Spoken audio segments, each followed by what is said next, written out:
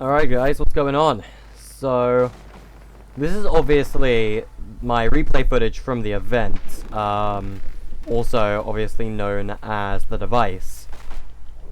And I don't quite know how this is going to look in a replay, but there is a lot of things that I would like to investigate and discuss, kind of like, it's not really a podcast, but it's kind of like one. So, you guys will notice towards the end of the event, or the end of the start of the event, this statue right here actually disappears. That is something I noticed a while back. So I'm gonna try and skip ahead. I don't know if it'll record the actual event itself. Oh, it does! It does record the event itself. So Agency's in the midst of blowing up, as you can see. So of course the pylons, these rise out of the device, right? Like the hatches. So if we go into a hatch, we can see they come straight out of the bottom of the hatch. And quite literally, this is what they look like inside, by the way. They look pretty damn cool. So these are obviously the pylons used in the event for like fighting against the storm. But the agency's about to blow up, as you can see. The agency was actually indestructible during the event. I don't know if anybody who watched the event noticed that. But in the middle of the agency right now, this statue is gone. The statue is gone, which obviously told us, yeah, this was immediately under the middle of the agency, where the device actually was. So the device blows up, and then agency's in rubble. And here comes the device, right? So the device just comes out the middle of, well, the agency. It just comes straight out of the ground, literally through the bottom of the map. It rises up. I mean, this thing looks hella cool. And we actually had an iris with a jetpack. Where'd you get that? Oh, this is Spy Games, right? This was an Operation Drop Zone. So what does it actually look like underneath the device? So this is actually what it looks like beneath the device. You just had this little thing. You can go straight up to the device, by the way. Like, I can go inside this thing. But if you actually go inside it, you can't actually see outside of it, which is kind of interesting. Just so you guys know, I'm going to be updating the thumbnail for the video on the event quite shortly with the footage from the device replay. So you see the device goes up, being quickened, because I got it on ×4 speed. There's no audio for some reason. But then, like, the device creates this sort of projectile that, like, goes up into the air. And this projectile is, well, the true device, right? And this activates all the pylons. We got this little electrical magnetic pulse beam. And I guess you want to call it an EMP, I guess. A electrical magnetic pulse. But this thing fights against the storm. It pushes the storm back, as you can see, and then we go into a loading zone. And now we're in here. So I don't know if we can leave this room. It's actually very hard to look around in here, but that's because of the physics of this room. So there isn't actually very much in this room, but there is some things we can pick up on. So first of all, your character is your skin. Your skin is the character in this room. But now let's look at these case files, right? So on this screen, I think that's the device. I don't think it's the 0 point. That's the device. This symbol here shows us the agency. So this is the true agency. That's what I'm referring to it as. You got these photographs on the wall. It's like Jonesy. They're all of Jonesy, believe it or not. And this other female, I don't know if it's meant to be Ramirez, but, like, you got Jonesy on the wall, right? So this is just Jonesy's activities, I guess. You got some case files in the bin, but the most important thing that I want to go over is these top secret folders. So you got Midas here, right? This one has a picture of Midas on it. This one has a picture of Lynx, actually, which is pretty interesting. Like, what does Lynx have to do with anything? And then you got one for, I'm going to call her Marigold, because that's the name of Midas' daughter in the original myth. So, like, you got Midas, you got Lynx, and you got Marigold. Like, what are these three characters in particular important to? I mean, Marigold is, well, supposedly the builder of the device. But Midas is an agent, Lynx is an agent, so is Marigold an agent as well? I don't know, what do you guys think? Like, you guys should let me know. Maybe make some theories about it.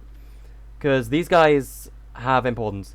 And then we've also got the name here, John Jones. Now, I don't know who John Jones is, whether it's meant to be Jonesy, or like whether Jonesy's just his surname, I guess, or a nickname for him. Is Jonesy a nickname and his real name is John Jones? Who knows, who knows. But yeah, papers fly around. If you look at the TV, or this PC, yeah, it is the device, as you can just tell. We're back now. And now, as you can see, we're back with this storm. The storm gets very aggressive during this phase. This is the storm fighting back. And Midas, he doesn't like this very much. And he recasts the device, finding another power source. Then he actually fights the storm. The storm tries to fight back. Midas overpowers it, wins the event. And as you see, this is the device now. The device is completely empty. It is not broken, surprisingly, in the event. However, if you go to Midas's room now, the device is actually broken. You can see it's shattered. Glass basically broken. And then you get this very pretty Fortnite map. Like, the map is very pretty, very rainbowy. There's no storm anymore. There's butterflies around. I don't know. I think you can see them from my perspective. Like, butterflies show up. And then it starts to rain. The device goes back down into the agency. I believe it just goes straight back through the floor. Yeah, it does. And then we go back into a loading zone. And we hear Jonesy talking outside. We're back in here. It's like everything is... no, everything is not stable over here. We are acting. So, he was going to say we're acting. But he's obviously not, so he tells Janice to do something. Who is Janice? I don't know. We cannot go out here, but we can see a little bit into the hallway. So, these guys are just shadows. Like, everyone... Like, Jonesy is a real model. You can see Jonesy. But from the lighting, it's just really hard to make out who he is. The other characters, one of them looks like to be a Ramirez. I don't know who that is over there. It looks like an endoskeleton from FNAF, which is kind of terrifying. Probably just low poly. And then he just says some stuff. It's like, so, and here we go. Wait, hold on. It's not just a storm. What does this mean? Or what does that mean? So, the storm is special, as you can tell. And then you get, it must be connected to the loop. There is no way we could have predicted it would react this way at this moment in time. So, what I'm gathering, the storm is part of the loop, is what Jonesy is basically telling us here. If the storm is part of the loop, then this ties it to Chapter 1, obviously, because the loop was a big thing that the Visitor tried to solve back from Chapter 1. And, well, you know, we all know what happened with Chapter 1. The Seven tried to resolve the loop by shooting the meteor into the 0 point and the rocket. And, like, the rocket went into the 0 point, then the meteor followed it. And here's the thing, we don't actually know what happened to the scientist. The scientist, well, he just kinda... He went into the 0 point, but he was never actually sucked up by the black hole, like the rest of the Seven. So we don't actually know what happened to him. But if Jonesy here is connecting the storm to the loop, then it means that Midas broke the loop, in theory. If Midas broke the storm, then he broke a part of the loop. So, that means we're still part of this loop, and the Seven did indeed correct it. But now Midas has broken it again, and we're gonna have to do something about it. And, of course, now we go back into a loading zone. We go back to the main map, and whoa, look, it's the ocean! But, like, the storm has come back. But, like, as a storm shield, right? So, the blue barrier has always been a storm shield. It isn't the storm. The storm is what's on the other side of the storm shield. And the storm is technically still there, because if you go on the other side of the barrier, well, it's ocean now. And I'm guessing the current is too strong, so you die to the storm still. But let's actually go look through the ocean. So the Risky Reels sign is picked up by the ocean. There's a bunch of trees. Now here is something that we want to pay attention to. This boyo right here. We have sharks now. And you can actually see his fin on the top of the ocean here. But we actually have a proper rendered shark model. And holy crap, that mouth of yours looks aggressive. Can we go in? Oh, God. Oh, God. Oh, God. Yeah, no. We ain't going in there. So we continue to go this way. There's actually a piece of the terrain here now. I'm going to be honest, I don't know where this is from. It's just a piece of terrain. It might be from agency. Who knows? Houses are mostly the same. Now, I haven't actually noticed anything with no sweat insurance, but that's probably because Salty wasn't actually affected by it. Like, Salty didn't have any no sweat insurance on it. And here's the battle bus, by the way. And then we got some wooden beam that might come from Weeping. Got another shark here, because there seem to be quite a few of these boyos. And over here we got something from what appears to be the weather station. It's just one of those power pylons. It might actually be coming from Hydro 16 before I know anything. Let's keep exploring the outskirts. We will get to the yacht in a moment. But there's just a bunch of trees picked up from the ground. More battle bus. Another shark. It might just be the same all around. Like reused props. Got a few boats. These, I believe, come from Dirty Docks. Then if you go above the ocean, there's a bunch of fish as well, obviously. You can see the top of Mount K over there, because that's not actually covered by the water. But then we got a really low poly variant of the yacht. You can still go inside it. But this is basically just to say, oh yeah, Deadpool survived. This is just to say, yeah, Deadpool survived the flood, I guess, or the tsunami, if you want to call it that. And I think this is just an Easter egg. I don't know if the yacht actually has any purpose in Season 3. I do believe the yacht will be floating above the water in Season 3, but it'll, like, return back to normal, or it won't be a Deadpool yacht. But this is just an Easter egg to Deadpool surviving. Now, let's go take a look at some other POIs. Now, I don't know if these will actually, like, be properly over and done with yet, or not. We should probably pause before we go back into the true agency. But yeah, as I expected, nothing is actually going on over at places like Lazy Lake right now. Even though the no sweat insurance is still around. All the props are still around too. Another POI that's actually affected by no sweat insurance is Frenzy, so we might as well head over there. We should probably see what's going on with that. And then look at all these fish, by the way. Oh, the fish are particle effects, so they get like they just kind of go far away when you go close to them. Like they just kind of vanish. Things that don't are the sharks. But if we go to Frenzy Farm, which is over here, nothing is actually floating above the water right now, because some buildings are affected by no sweat insurance. Like, is this one affected by it? Which building in Frenzy is affected by no sweat? One of them is, yeah. So, main farmhouse is affected by no sweat insurance, right? And if you actually go above the water right now, there is nothing here. It's literally just the yacht and Mount K that are above the water. And anything else that's inside the water is sharks, trees, and floating props, right? So, the water keeps, well, doing its thing. The yacht keeps doing its thing. Sharks are actually swimming around, believe it or not. And then we go back to the True Agency. So if we go back to True Agency, we're going to load back in. I've spawned here. Good. Everything is starting to stabilize. Nothing seems to be what the... So this is obviously Jonesy's text bubble when he walks into the room through the door. And if we cannot actually go outside here, but we might be able to see a little bit of what's outside. So you can just see a photograph or painting. You got some water things there. You got a vending machine on the outside. Fire extinguisher. I'll wait for Jonesy to open the door a little more. You got a nameplate. There's a nameplate for a room over there. That picture is from the agency. So I'm going to assume this is, as I said, the True Agency. By the way, Epic, can we get Agent Jonesy as a skin?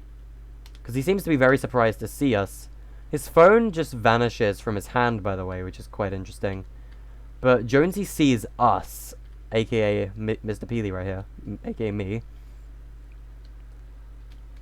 And then he's still holding onto his phone. It's just whenever I pause the thing. That's interesting. The screen is now static. I think it was last time as well. But Jonesy tries to like point out, oh hey, we should not be here, right? And when we load in, we're back on the battle bus actually. And if we take a look at agency now, you can just see it's destroyed. You got a pool of water in the middle where the device once was. There isn't much down here. It's just a pit that you cannot go down. There's a metal door, obviously blocking Midas's room and the device. You got all the vent shafts and everything down here, which are obviously broken. Then you got this little path that goes up as well. Agency is freaking dead. Like, the entire thing is basically destroyed down the middle. Just so you know, the vault was not affected at all. You can still go through the vents here. Vault at agency is still around. It's still easy to access. There's actually a supply drop in here. How the hell did this get in here? But you can still vault agency. It's still there. Most of the rooms, like this room here, is destroyed. And then there's a ghost logo, presumably from the front of agency. That's just, well, it's kind of down here now. Then we got all the office rooms are still like stable and intact. The floors are actually basically destroyed. Agency meeting room, it's trashed. The table is still there. The files are still there. And there's just 2 ghost logos in here that have just fallen off the walls.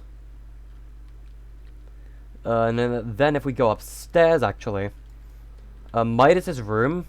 The ghost logo is still there, but it's, well, dangling. It's falling off. Midas's room is completely trashed. This room seems to be intact still. And yeah, that's basically the agency now. Agency is kind of dead. A lot of things are still safe, though. Like, the chopper thing is still there. But yeah, that is the new agency. That is the new storm. Hatches are closed again, probably because the pylons have gone back down. But yeah, that is everything. That is everything about the event that I could find. There's one last thing I would like to mention, and that is the fact we found this in a normal game, by the way. But the agency is actually Team Shadow now. So while the agency still has ghost logos, it is overrun by Shadow Henchmen and Shadow Midas. So, if you guys want better looted agency, well, you can now, because the agency is pretty well, it's got heavy snipers, heavy assault rifles. It's got a bunch of heavy weaponry now, instead of the suppressed weaponry, so yeah, you can get shadow loot from agency now. But that is basically everything that I could find about the event. There's a little Deadpool battle bus coming along. All of us just flying above the stormy seas. There's actually something else I would like to point out, but it's not actually part of this video or the event.